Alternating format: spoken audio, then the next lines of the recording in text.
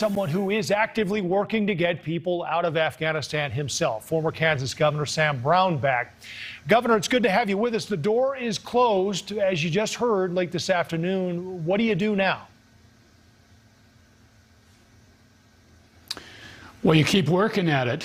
It's a porous country. There's lots of openings along the borders.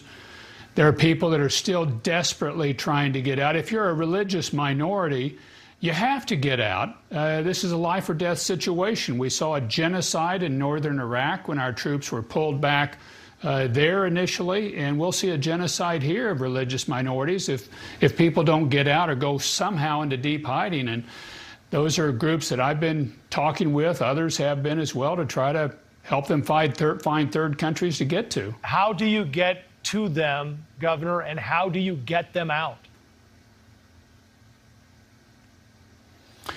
Well, there are a number of people that are privately operating in the country that have operated there in the past, sometimes former military individuals that have gone into contract work to move people out.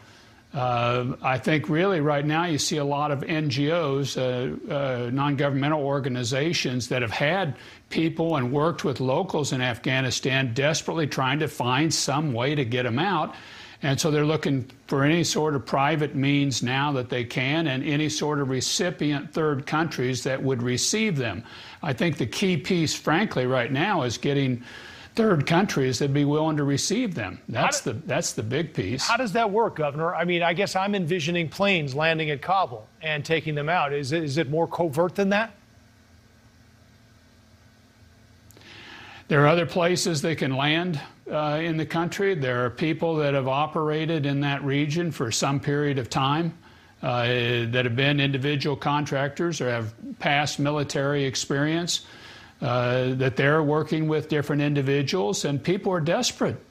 I mean, they know if they stay there, if the Taliban doesn't get them, ISIS or somebody else will, that this is a desperate situation. And so you got groups like the Digital Dunkirk that's working, or a lot of different ones that are trying to get people out of the country and having some success getting that done. Well, it's been fascinating to watch all of these covert operations and all these private groups who are working so hard behind the scenes trying to get people out. Former Governor Sam Brownback, thank you for your time. Good luck to you.